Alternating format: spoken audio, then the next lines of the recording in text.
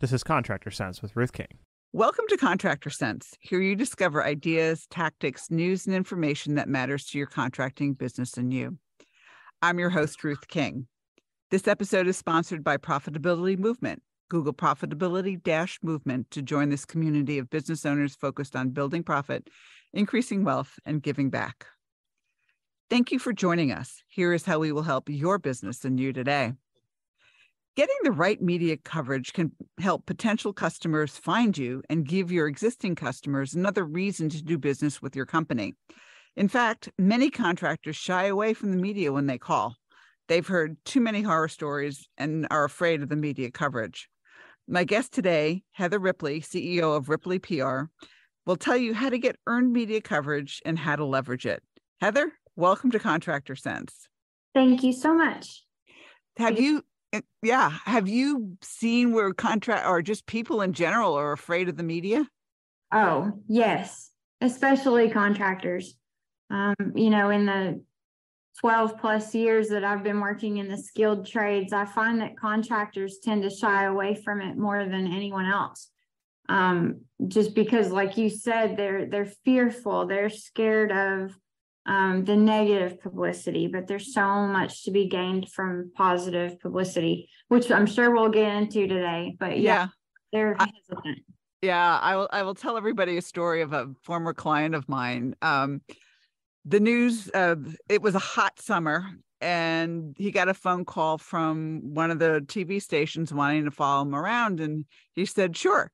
And so they followed one of his techs around all day and created this phenomenal piece for the company, which, they showed potential customers, don't listen to us, look at what channel whatever said. And Joe asked them, why did you happen to call us? And the station manager or whomever it was said, look, we tried calling the people who are advertising with us, and they said no. I go to church with you, so I was going to call you. That was my next thing. And you said yes. Can you imagine this? People who advertised on their television station were afraid of getting publicity. It was amazing to me. Wow. It happens all the time, though. Yeah. So, all right, let's talk about how do we get that image out of, contractors and everybody's minds. I mean, what can positive PR do for you? Yeah, so one of the first things I like to, when I'm talking to a contractor, one of the first things I like to talk about is marketing.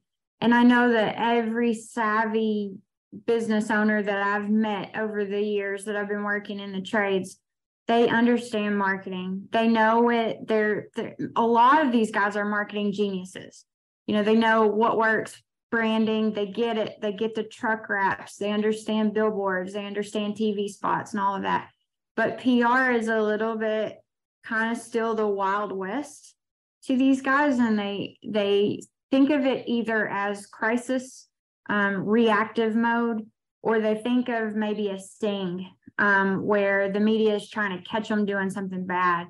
And the opposite is actually true. And we help a lot of contractors figure out the story that they want to share in their community, how they're different, maybe some of the cool things they're doing that are fun and unique.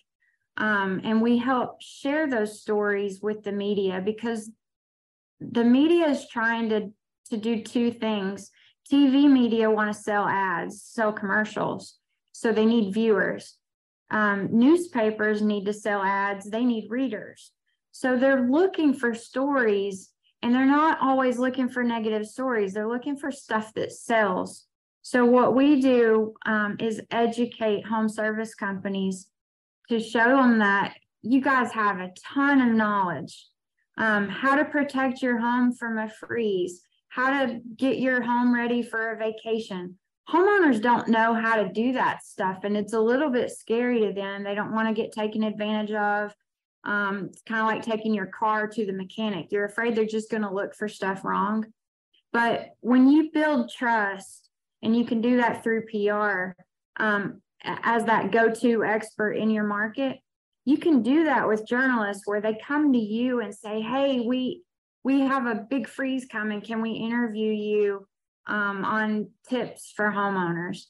that's the kind of stuff that my agency does, is we help educate home service guys, teaching them about how PR plays a part with your marketing. It can be very positive. Yeah. And that's what I think we as human beings are so into remembering the negative that sometimes we forget that there is positive that offsets all of the negative. Mm-hmm. Yeah. So, all right. So we look at it, okay, freeze. We look at it, extreme heat, extreme cold, those types of things, hurricanes, et cetera, et cetera, et cetera. So obviously, how do we get the media to pay attention? Because they have people that they're going to call in mind when it's right before the freeze, or it's right before it's, 600-degree days in a row. I mean, how do you get on their radar, so to speak? Yeah, delicately. You don't want to bug them. You don't want to harass them. I've known companies that pick up the phone and call them. Journalists and reporters are busy. So what I tell people is you can do PR yourself. It's different than marketing. It's very different because you have to put a journalist hat on. But it is possible to do it. So I would say, shoot them an email. Say, hey, my business has been in the area for 25 years. If you're ever working on a story related to plumbing, heating and air, and give them ideas, how often should a homeowner check their filter or change it out? What is IAQ? Kind of give them some ideas. And just position yourself as an expert that they can talk to if they ever need one. And don't harass them, shoot them an email, ask for a 5-minute phone call, ask to take them to coffee. Other people aren't doing that. They are going to probably sometimes go to their advertisers first. Although what we find often is advertising and news are two totally separate divisions within a news media outlet. And so if you reach out to the media and your pitch idea is very promotional, like you want to tell them, hey, we have $99 drain cleanings, they're going to send you to the advertising department because that feels salesy. But if you position it as a PSA or a public service announcement, you want to teach the public about something, that's news. So there's a very delicate balance. You're still marketing your company, but you're doing it in a soft, educational way. And that's the difference between marketing and PR. And what I find a lot is home service companies have an internal marketing person who's trying to also do PR, but they're doing it with their marketing hat on instead of that journalist hat. And there is a delicate balance there in order to position yourself as an expert, but you get what they're trying to do as well. Got it. All right. Before we take a break, if somebody wanted to contact you, how do they do it? Yeah, the best way is either by phone or email. Both are on my website at ripleypr.com. And my email is hripley, RIPLEY, at ripleypr.com. And our phone number is on the website as well. Those are the easiest things. And I always make myself available to talk to contractors. Terrific. Thanks for listening. We'll be right back. Are you one of the contractors who enjoys getting and analyzing your financial statements each month? If not, it's probably because you haven't taken the time to discover what your profit and loss statement and balance sheet are telling you. And you probably are not making good business decisions based on timely, accurate financial statements. You know you have to do something about this, but where do you turn? Ruth King's Makes Your Financial Statements Fun and Sexy online course. These easy to understand 4 sessions explain financial statements in English rather than accounting babble. You'll discover what your financial statements mean and how to analyze them each month. Then you'll have the info you need to spot minor issues and take care of them before they become major crises and run you out of cash. Enroll today. Click on the link in the show notes or call us at 770-729-0258.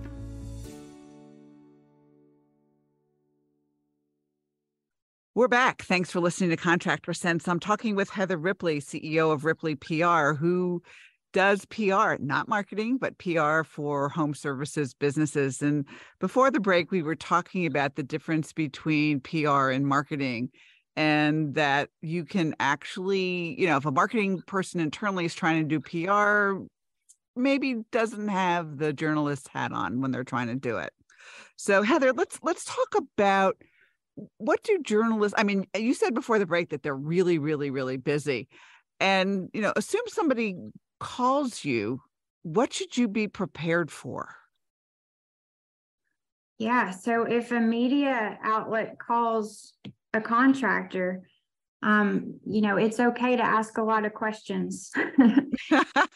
Okay. If they call you and say, hey, we'd love to follow one of your technicians out in the field today, ask questions. Okay, sure. We'd love to have that opportunity. What's the goal of your story? Are you trying to educate the public about the freeze coming up? What we found a lot of times is our clients actually may have a kitchen in their office. And this is specifically to plumbers right now that I'm talking about. But they have been able to invite the media into their office and kind of pretend it's a home. And they walk through the kitchen and show a homeowner what they could do.